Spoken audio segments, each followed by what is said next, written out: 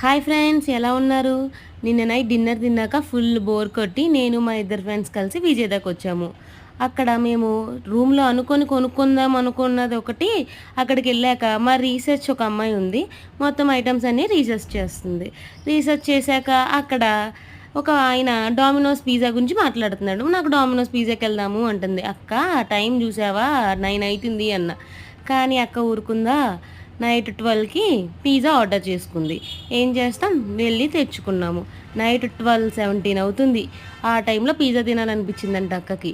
నిదానంగా రూమ్కి తీసుకెళ్తుంటే ఆ బాక్స్ చూసి, అది నాకే సరిపోద్ది, మీకొద్దా అంది.